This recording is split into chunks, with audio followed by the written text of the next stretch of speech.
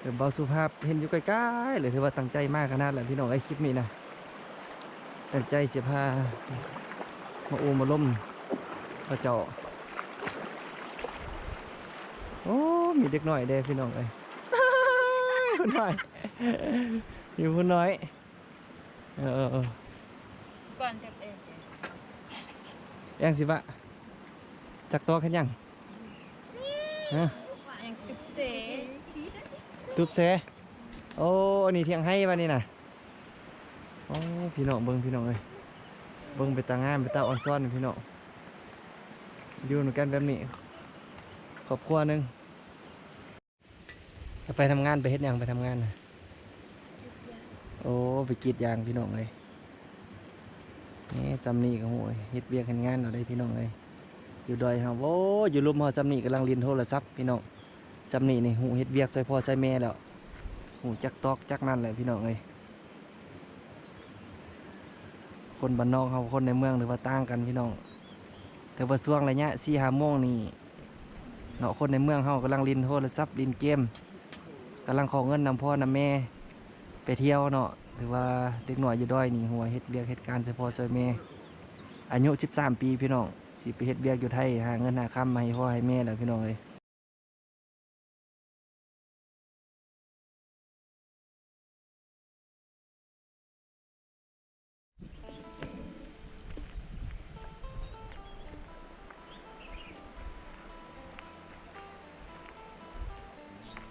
สบายดีพี่น้อง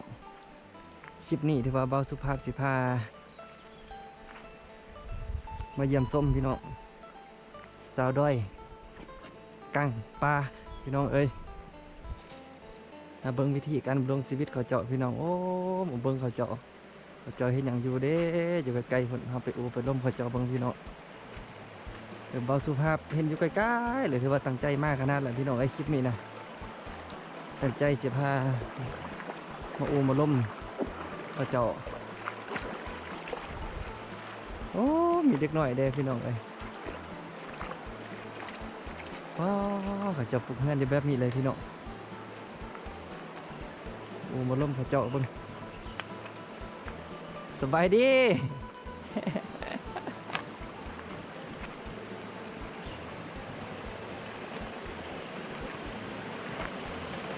น้ำยังแห้งอยู่พี่น้องไปพักนั่นเราบอสุภาพสีไปอุกดมเขาเจาะโอ้เห็นยังอยู่เด้ยังเสียมาโอ้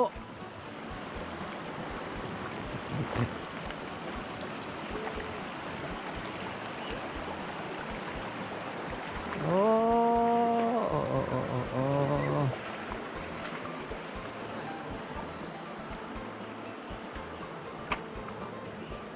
อูเซลองไม่จ้องอูเซลองเพียเพลอง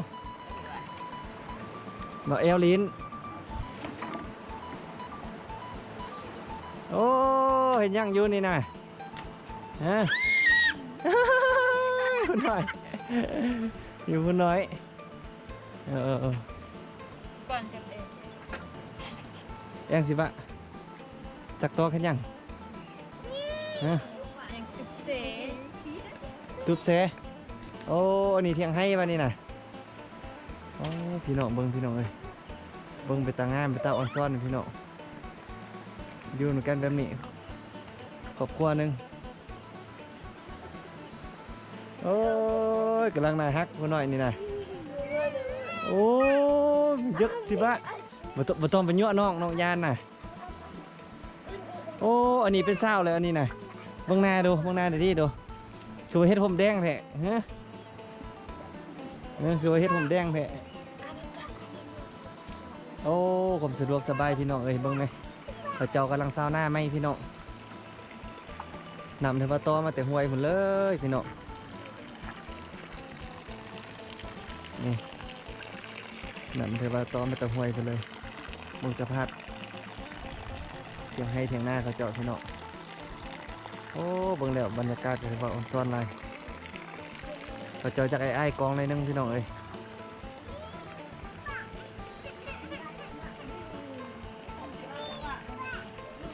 โอ้ยยักษ์สิวะโอ้ย เด็กน้อยยานกองพี่น้องเด็กน้อยยานกองเราบาสุภาพมาลีกบันนึงพารีวิวนี่อันนี้สิเป็นเฮือนเขาเจ้าพวกไม้พี่น้องนี่อันนี้เป็นเฮือนหลังใหญ่เขาเจ้าโอ้เขาเจ้ามาอยู่แบบนี้เลยพี่น้องเธอไม่เท่ากำลังอนามัย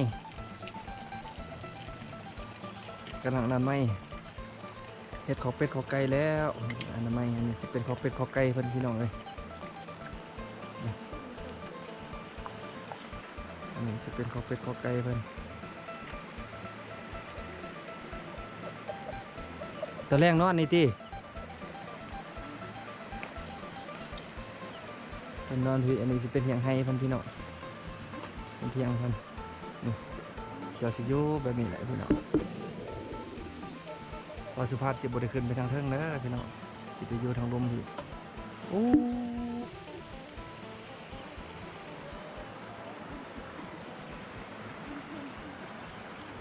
ยานหน่อยเด็กน้อยโอ้ยานสิวะยักษ์สิวะเบิ่งเบาสุภาพมาอุ้มล้มของบนหนึ่งโอ้เด็กน้อยยานกล่องพี่น้องเอ้ยเด็กน้อยยานกล่องโอ้เขาเจ้ามาอยู่แบบนี้เลยพี่น้องมาอยู่เป็นครอบครัวแบบนี้เลยพี่น้องอยู่เขตนอกเขาส่วนไร่เขาเจ้าสิมาอยู่แบบนี้เนาะ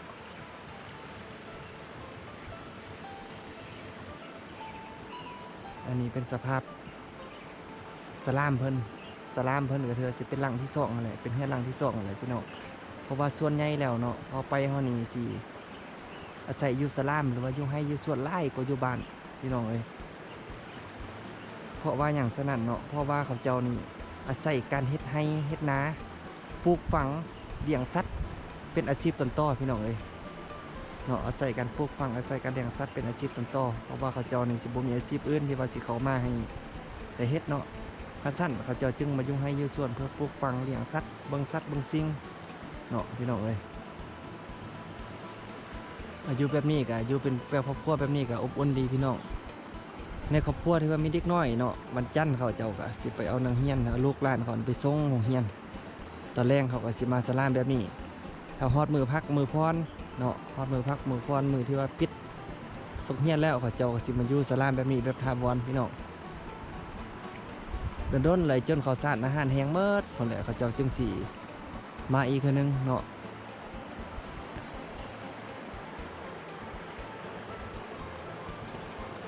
อันนี้จะเป็นสภาพขาวๆเด้อพี่น้องสิเป็นหม้อเขาเจ้าไปอูไปล่มบ่ได้เด็กน้อยยานพี่น้องเด็กน้อยยานกล่อง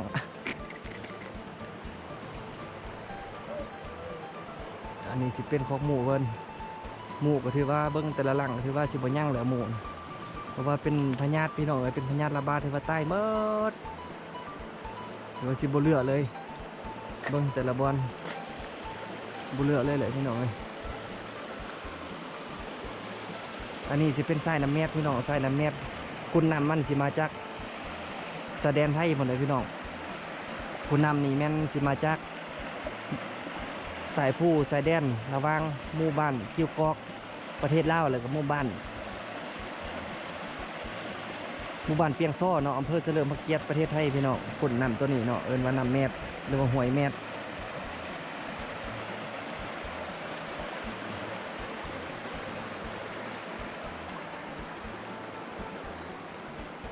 บอสุภาพเขาเจ้าก็สิไปอูไปล้มแล้วก็ยานกองผู้น้อยหันบอสุภาพเลยไปมอบบ่ได้พี่น้องเลยสิรีวิวให้พี่ให้น้องเบิ่งคร่าวๆแบบนี้นะพี่น้องเลยก็สิบ่มีหยังหลายพอคลิปนี้นะเนาะ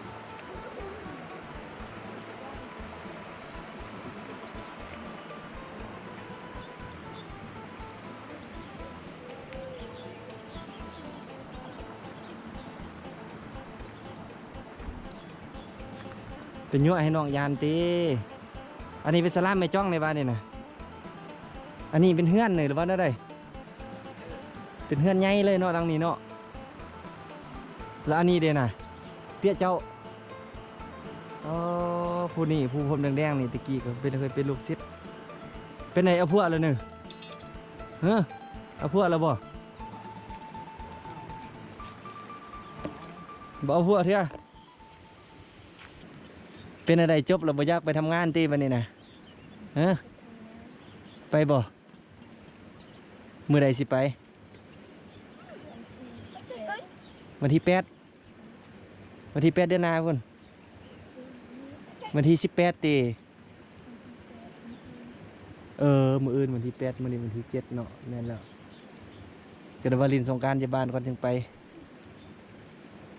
อันนี้พี่น้องจบป .5 ปีกายเพิ่นก็สิว่าไปเฮ็ดเวียกอยู่ไทยแหละพี่น้องเอ้ยไปทำงานหาเงินหาค่ำให้พ่อให้แม่ปกหัวยองเฮือนพี่น้องปีหน้าพี่ดีๆเด้อนี่พี่น้องเอ้ยเป็นสาวแล้วดิปัจจุบันจักปีแล้วไปทำงานน่ะหัวอายุตนเองบ่15ฮอดแล้วบ่14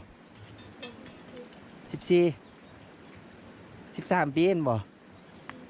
นี่อายุ13 ปีพี่น้องหัวไปทำงานหาเงินหาค่ำแล้วสำนี้นะ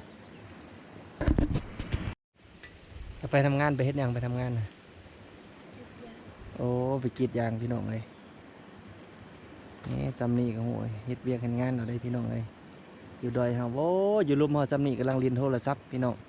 สำนีนี่หูเฮ็ดเวียกใส่พ่อใส่แม่แล้วหูจักตอกจักนั่นเลยพี่น้องเลยคนบ้านนอกเฮาคนในเมืองหรือว่าต่างกันพี่น้องแต่ว่าช่วงระยะ4-5 โมงนี่เนาะคนในเมืองเฮากำลังเรียนโทรศัพท์เรียนเกมกำลังขอเงินนำพ่อนำแม่ไปเที่ยวเนาะหรือว่าเด็กหน่อยอยู่ด้อยนี่หัวเฮ็ดเบียกเฮ็ดการเฉพาะซอยแม่อายุ13 ปีพี่น้องสิไปเฮ็ดเบียกอยู่ไทยหาเงินหาคำมาให้พ่อให้แม่แหละพี่น้องเอ้ยความคิดของเขาเจ้าคือว่าเลยพี่น้องเอ้ยต้นทุนชีวิตมันบ่คือกันเนาะถ้าเขาเจ้าเลือกใดเขาเจ้าก็สิบ่อยากไปหั่นแหละพี่น้องเอ้ยทางเดียวที่ว่าเขาเจ้าสิรอด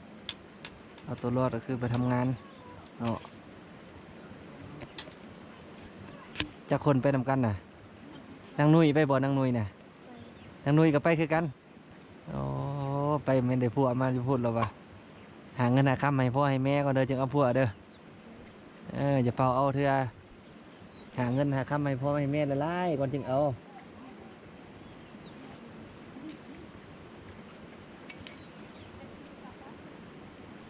ก็ถือว่าคำอะไรพี่น้องกสิประมาณนี้นะพี่น้องมาเริ่มเขาจะมาเบิ้งแล้วไม่รู้เบิ้งเลยเป็นลูกศิษย์นะพี่น้องเอ้ยเขาเจ้าสิไปทำงานอยู่ไทยแล้วตามโอลมตามถามพี่น้องกสิบ่มีหยังหลายพี่น้องเอ้ย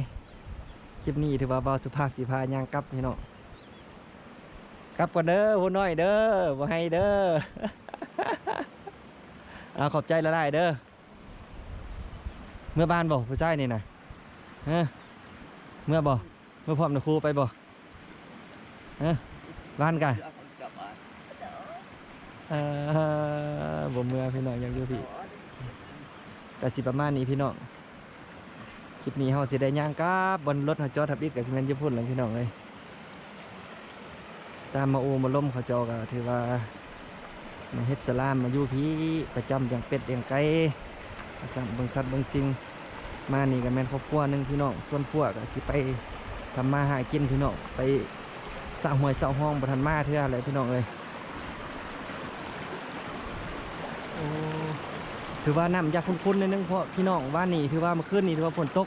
ก็เอาแห้งยักเฮิงได้อะไรพี่น้อง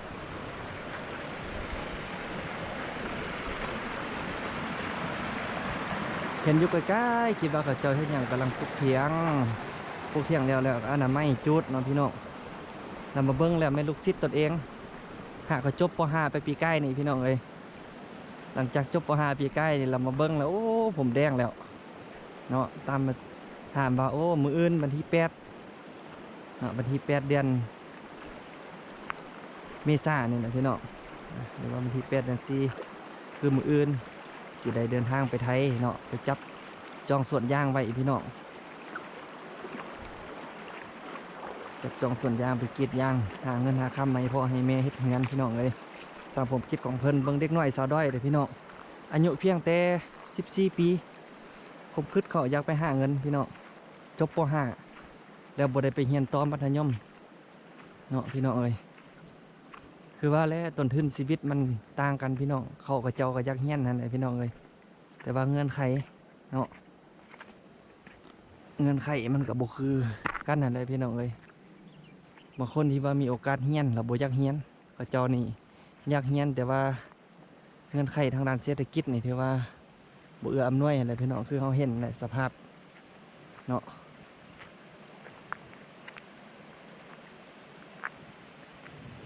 ก็สิบ่มีหยังไรพี่น้อง